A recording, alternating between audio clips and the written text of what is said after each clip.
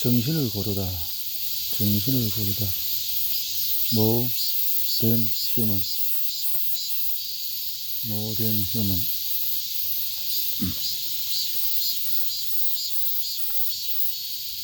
65세 이상의 노인 가운데서 10명 중 1명은 알츠하이머 병을 앓는다.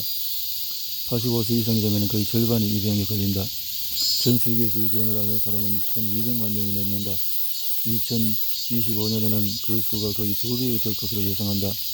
미국에서만 해도 국민과 보험회사들이 알츠하이머 때문에 매년 $1000억 이상을 지출한다. 대개 병치료나 환자 개허에 드는 비용이다. 알츠하이머는 환자 개인은 물론 그 가족까지 파괴시킨다. 기억력과 사고력이 흐려짐에 따라서 환자는 배우자나 자녀 또는 감정인에게 점점 더 기댈 수밖에 없다. 돌보는 사람의 처지에서는 사랑하는 이가 아주 천천히 소멸되어가는 과정을 지켜봐야 하는 셈이다. 게다가 그런 동안의 경제적인 부담도 커져서 거의 파산 지경에 이르기도 한다. 알츠하이머 병의 치료법을 찾기 위해서 수많은 연구가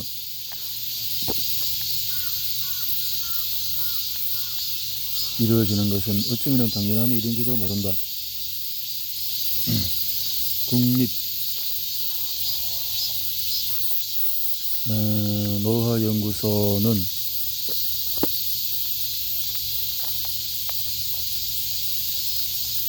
매년 $10억 규모의 총 예산에서 절반을 뚝 잘라서 알츠하이머 병 연구에 쏟아붓고 있다. 또 여러 민간 기업의 대학 연구소들도 알츠하이머 병에 관한 연구를 위해서 외부 자금 지원을 받고 있다.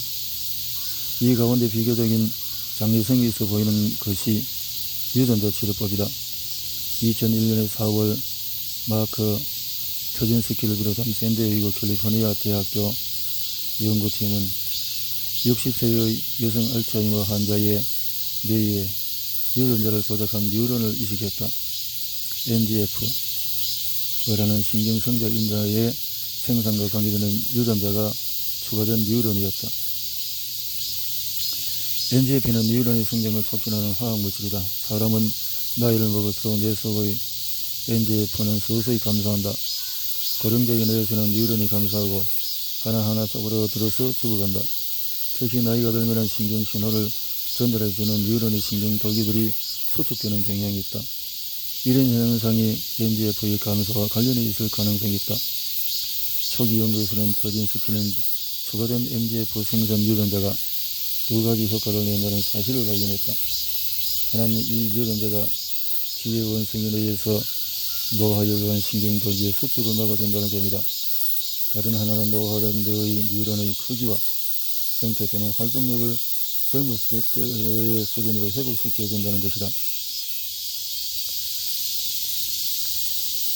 터진스키의 동물 실험 결과에 주목한 미국 식품의약국은 사람에 대한 실험을 승인했다. 이는 인간의 뇌를 대상으로 한 11대는 유전자 치료 실험 가운데 하나다. 터진스키 연구팀은 몇 년에 걸쳐서 환자의 용체를 초적한 뒤에 NGF 유전자 치료법이 알츠하이머 병을 낫게 하지는 못하지만은 발병률을 3분의 1로 낮춘다는 사실을 알아내었다. 지금까지 나온 어떤 치료법보다도 효과가 컸다. 만일 더 큰 규모의 실험실에서도 같은 결과가 나온다면 이 치료법은 향후에 몇 년 내에 더 의도적으로 사용될 수 있을 것이다. 뇌에서 추가 생성된 NGF는 단순히 상실된 뇌 기능을 복원하는 것 이상의 효과를 지닌 듯하다. 2000년 로체스터 대학교의 하워드 페드로프가 이끄는 연구진은 NGF 유전자 치료법이 정상적인 지의 학습 능력과 기억력을 향상시키려는 사실을 밝혀냈다. 페드로프는 뇌의 한 부분에서 NGF를 추가 생산하도록 유전자 조작한 질을 정상지와 비교 관찰했다. 미래에서 철거를 찾아 나오도록 하는 테스트에서 그 효과가 확실히 나타났다. 첫 번째, 두 번째 시도에서 차이가 없었으나 세 번째가 되자 NGF가 강화된 지가 정상지보다도 60% 정도 빨리 철거를 찾아 나왔다. 다른 실험에서는 더 큰 차이가 나타났다. NGF가 추가되도록 유전자 조작된 질을 지적인 자극이 많은 환경에서 키울 경우에 보통 지와는 학습 능력이 눈에 띄게 달랐다. 이 쥐들은 같은 환경에서 키워진 보통 쥐보다도 미로에서 출구를 찾는 속도가 4배나 빨랐다. 또 통상적인 환경에서 키워진 보통 쥐보다도 5배나 빨랐다. 인간의 학습은 쥐를 대상으로 한 미로 테스트와는 차원이 다르다. 사람은 언어, 수학, 추상적인 사고 등을 배워야 한다. 게다가 대인관계는 또 얼마나 복잡 미묘한 학습 대상인가. 그럼에도 쥐에 대한 NGF 실험은 유전자가 학습 능력과 기억력을 향상시키는 힘을 보여준다. 다른 유전자들을 대상으로도 많은 연구가 이루어졌는데 모두가 NGF 실험처럼 동물의 지적 능력을 높이는 데 성공했다. 이 같은 실험에 의해서 등장한 독특한 설치류 가운데 가장 유명한 것이 프린스턴 대학교의 생물학자 조 체인의 두기일 것이다. 두기는 어린이 프로그램인 두기 하우저 박사에 나오는 천재소년의 이름에서 따온 것이다. 이 쥐는 타임에 등장하는가 하면은 데이비드 레트맨쇼에도 나왔다. 두기는 다양한 테스트에서 보통 쥐보다도 좋은 성적을 냈다. 어떤 테스트에서는 5배나 뛰어난 성적을 보이기도 했다. 체인의 연구 결과를 이해하려면 먼저 내가 어떻게 움직이는지 알아야 한다. 사람의 뇌에는 약 1000억 개의 뉴런이 있다. 1000억.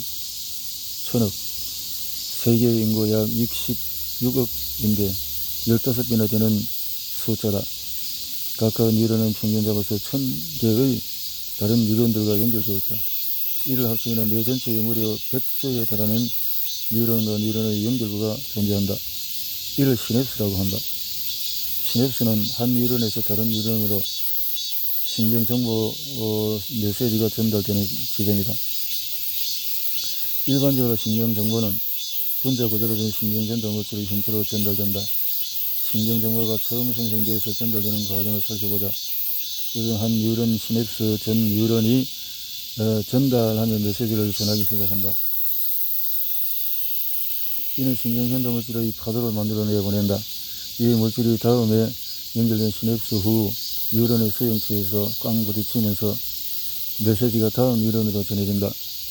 수용체는 마치 3차원 퍼즐 조각처럼 제각각 형태가 다르므로 각각 특정한 신경전달 물질만 받아들이게 되어 있다. 따라서 시냅스 전 뉴런에서 방출된 신경전달 물질이 시냅스 후 뉴런의 수용체에 딱 들이맞을 때 비로소 신경정보가 전달이 된다. 가장 일반적인 신경전달 물질로는 글루타민산이라는 게 있다. 글루타민산.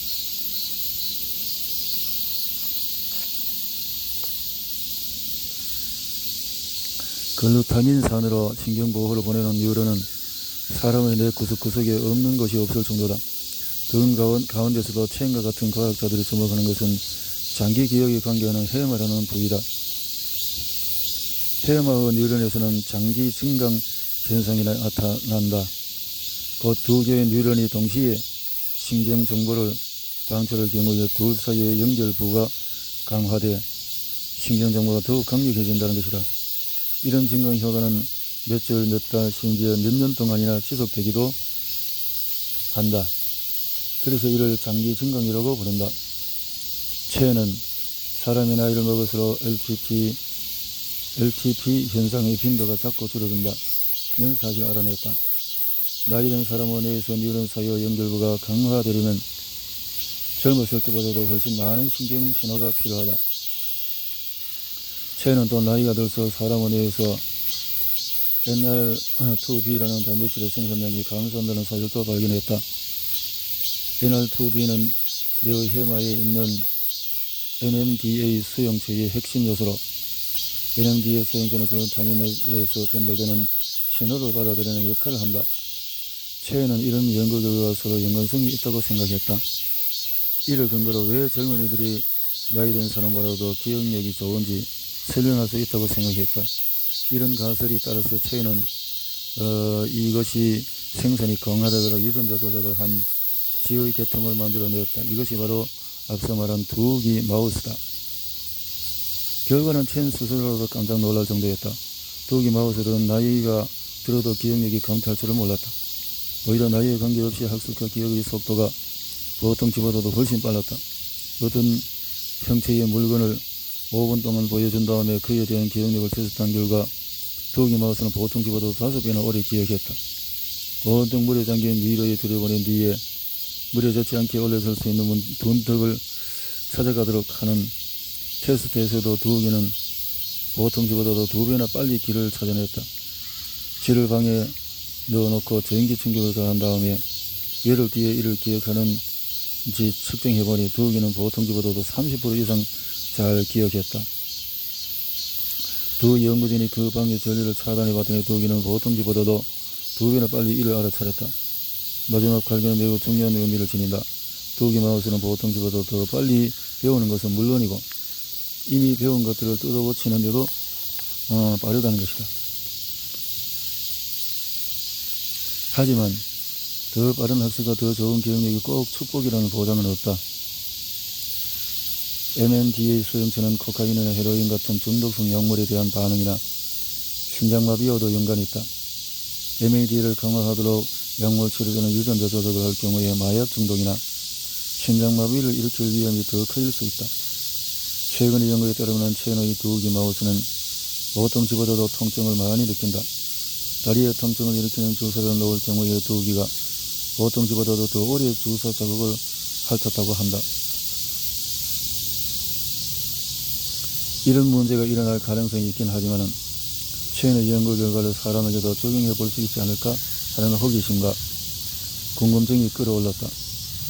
실제로 2003년에 이뤄진 한 연구에서는 알츠하이머 환자의 NR2B 유전자의 활동력이 정상 수준보다 낮다는 사실이 밝혀졌다.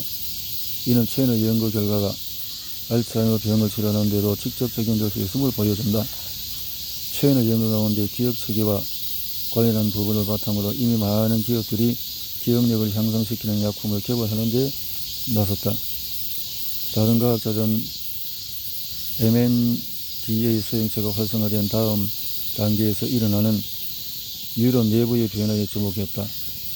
노벨상을 수상한 신경의학자에게 캔들은 1980년대 CREB 사이클릭 반응 요소 결합 단백질이라는 단백질이 시냅스가 형성되거나 강화될 때 일어나는 뉴런 내부의 변화에 관계한다는 사실을 발견했다. 1994년에는 캔들의 경쟁자인 티모시 털리는 한 걸음 더 진전된 연구를 해왔다. 틸리바 연구팀은 롱 아일랜드 콜드 스프링 하버 연구소에서 과일 파리에게 뇌의 CREB를 증가시키는 유전자를 이식했다. 그 결과 과일 파리들은 깜짝 놀랄 만큼 좋은 기억력을 갖게 되었다. 예를 들어서 특정한 냄새를 맡게 한 다음에 전기 충격을 가하면 딱 2번 만에 냄새와 전기 충격 사이의 상관관계를 알아차렸다. 이에 비해서 보통 파리들은 10번이나 걸렸다. 재미있는 점은 유전자 조작 파리들이 계속 반복적으로 충격을 가해도 더 이상 학습 능력이나 나아지지 않았다는 사실이다. 즉 보통 파리와 유전자 조작 파리에게 같은 실험을 10번씩 실시하자 두 집단의 학습 결과가 최종적으로는 비슷하게 나왔다. 하지만 유전자 조작 파리가 보통 파리와 같은 수준의 학습 결과를 내는 데는 시간이 10분의 1밖에 걸리지 않았다.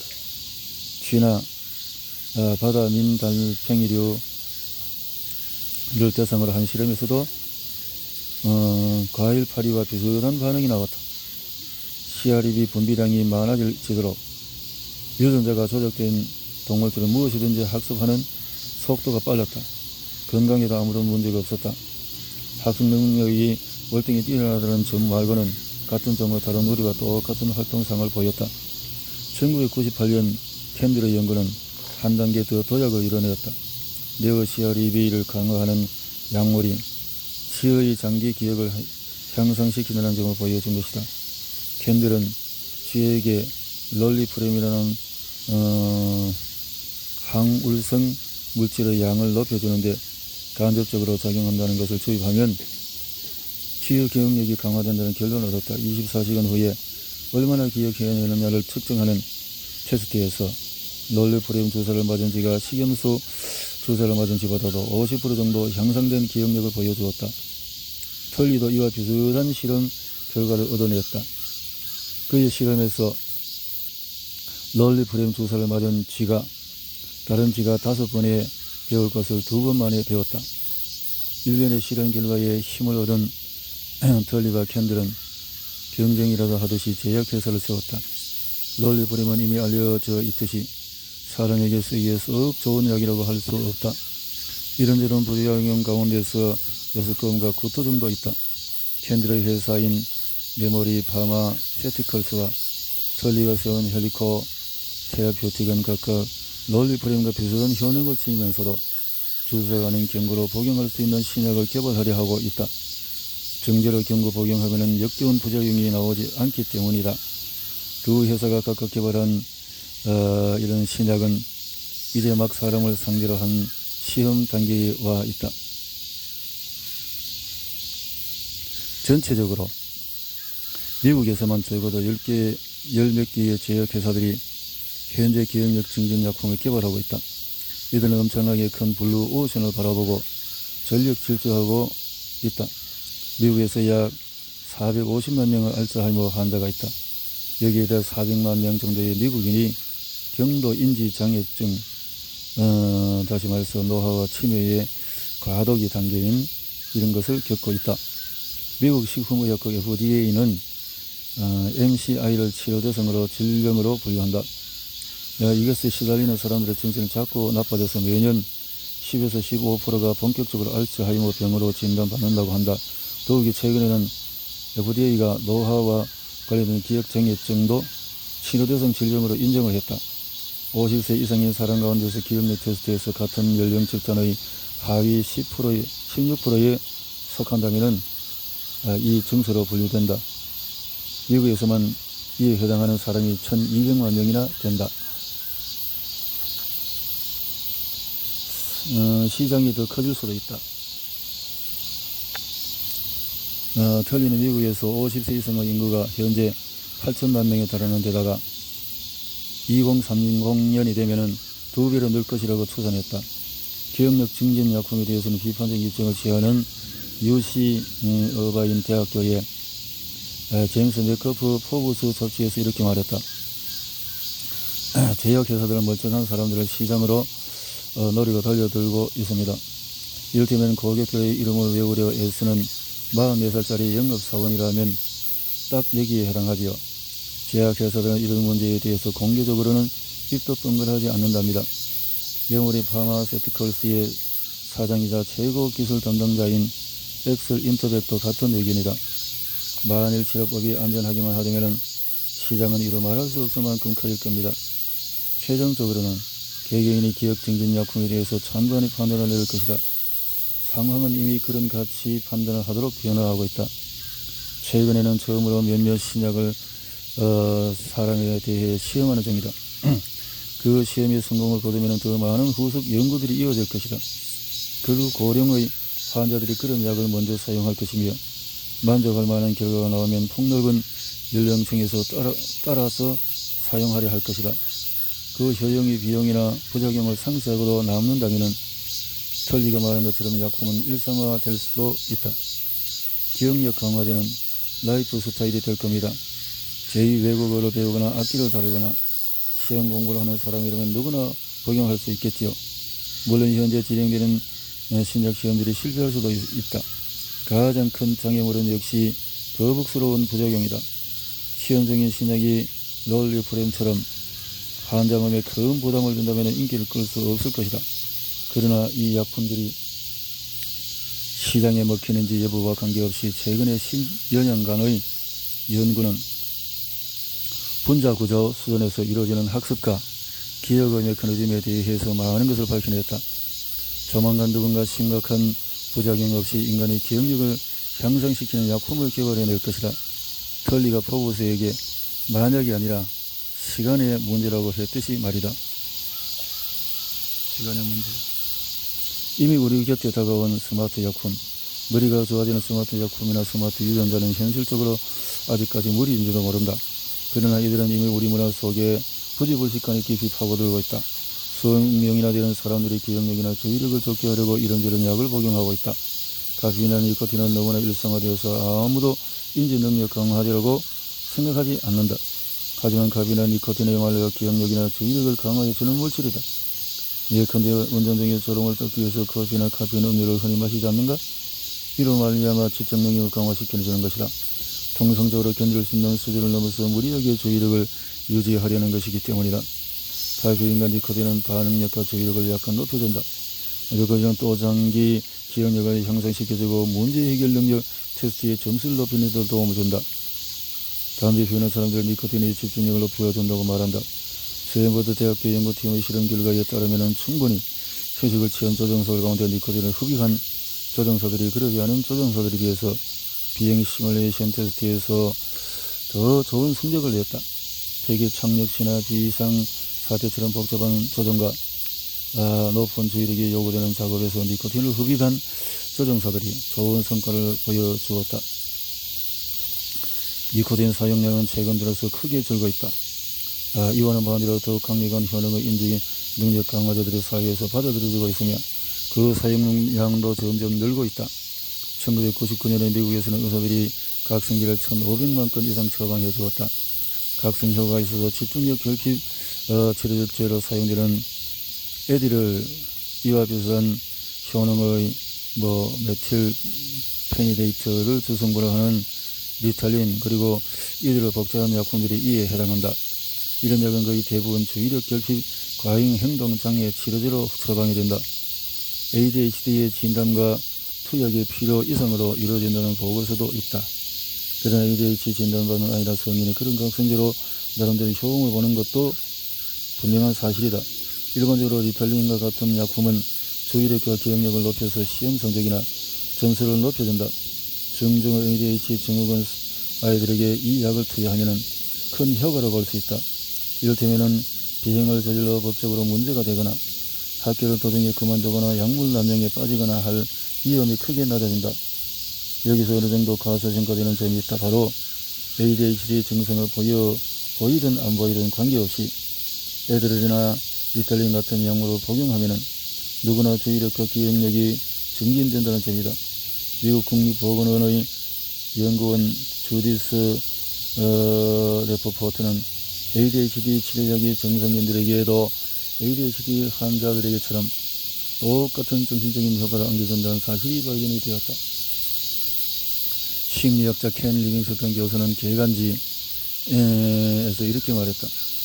주의력 결핍증이라는 진단을 받지 않더라도 이런 약물들을 사용하면 집중력과 정신작용이 향상된다. 리탈린과 함께라는 책의 저자인 노렌스 딜러도 같은 의견이다. 그는 리탈린을 만능 능력 강화자라고 부른다. 정상적인 아이들에게 리탈린을 투여할 경우에 기억력과 주의력이 정상보다도 훨씬 더 좋아지기 때문이다. 최근에 관심을 끄는 약물은 모다피닐이다. 시장에서는 프로비질이라는 이름으로 더 잘 알려진 약이다. 모다피닐은 프랑스 제약회사가 수면발작 치료제로 개발해서 승인받은 것이다. 수면발작 환자는 발작적으로 잠이 빠지거나 한 번 잠자면 장기간 깨어나지 못하는 게 특징이다. 모다피닐은 이런 환자들의 주의력을 강화시켜서 낮 시간 동안에 계속 잠을 쫓아내준다. 정상인이 이 약을 복용하면 며칠 연속 한숨을 안 자고도 견딜 수 있다. 모다피닐의 경우에 잠을 오래 안 잘 때 나타나는 신경감염증이나 기타 부작용들이 카페인이나 에드렐보다도 적게 나타난다. 다른 각성제와 달리 모다피닐을 복용하는 사람이 잠을 자려고 마음먹으면 잠을 잘 수도 있다. 이렇게 복용 도중에 잠을 자더라도 원리의 수면발작 증세가 재발할 위험이 적다. 이에 비해서 암페타민 중추신경을 조사하는 각성제에 의존할 경우에 원리의 증세가 재발할 가능성이 있다. 이런 효과에 주목한 미국은 오랫동안 잠을 자지 않은 채 과도한 약물을 수행하는 조정사와 병사들이 이 약물을 사용하는 방안을 시험하고 있다. 바로 미국의 연속 보도 능력 프로그램의 일환이다. 이 밖에도 요즘 어디에나 널린 또 다른 지적 능력 강화제가 있다. 바로 항울제다. 현재 전 세계적으로 거의 3,800만 명이 우울증 치료제에 있는 프로작을 처방받고 있다. 똑같은 사람들이 프로작 같은 종류의 약을 복용 중이다. 보통 항우울제는 지적 능력 강화제로 보이지 않을 수도 있다. 뭐니 해도 복용자의 정신 상태를 좀 더 정상적인 상태를 회복시켜 놓을 항우울제의 궁극적인 목적이다. 하지만 프로작과 유사 약품들은 우울증 환자는 물론 정성인들의 정신 상태도 똑같이 효능을 미친다. 동물 실험에서는 프로작 같은 약물을 복용한 원숭이와 그 물이 우두머리로 올라갈 가능성이 높은 것으로 보고됐다. 항우울제와 ADHD 치료제는 나름대로의 단점이 있다. 프로작을 복용하면 오르가즘을 제대로 느끼지 못하게 된다. 리탈린과 에드럴은 신경감인, 두통, 초조감, 고혈압을 초래한다. 극단적인 경우에 이런 약품들은 창의적이고 몸없이 많던 아이를 의기소침하고 무기력한 아이로 바꿔놓을 수가 있다. 가장 심각한 점은 리탈린이나 에드럴 또는 유사 약품들이 쉽게 남용될 수 있다는 사실이다. 심하면 중독이 되기도 한다. ADHD 치료제 가운데서 두 번째로 많이 처방되는 에드럴은 순수 암페타민, 그럴듯한 약 이름을 붙여놓은 것이나 마찬가지다. 리탈린도 이와 비슷하다. 두 단에서 메타암페타민이나 코카인도 똑같은 작용을 한다. 에드럴, 리탈린, 이런 코카인은 모두 신경전달 물질인 도파민과 비슷한 기능을 한다. 도파민은 강렬한 쾌감을 느낄 때 적절한 행동을 강화해서 뇌내에서 방출되는 물질이다. 도파민 효과를 내는 약물을 복용할 경우에 뇌는 그 약품을 자꾸 복용하도록 재촉한다. 이를 대량으로 자주 복용하면 그 강화작용은 점점 커진다. 유전자 치료법은 이처럼 강력한 약품들을 장기적 또는 영구적으로 대체할 대안이 될 수 있을 것이다. 이전부터 과학자들은 도파민 수용체의 일부의 관계는 유전자의 돌연거리가 ADHD 발생 위험을 높인다고 생각해왔다. 또 세로토닌 전달체 이런 것들도 있고,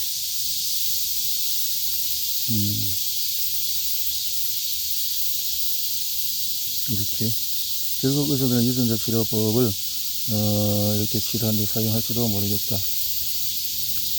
또 통증 관리, 이렇게 유전자 치료법 가운데 또 하나는 끄는 것은 알코올 중독, 이런 거. 유전자 치료법에서 많은 또 학계에서는 또 바소프레신이 인간의 연애 관계에 영향을 준다고 이미 알려졌는데, 옥시토신과 마찬가지로 사람이 연애할 때 증가하는 뇌 속의 화학물질, 이런 것들도 할 수가 있고, 이렇게 습득된 지식 기반들이 다음 세대에는 인간 형태에 어떤 변화를 주거나 아예 새로운 행동 양식을 창조해내는 신력 개발에 사용이 될 것이다.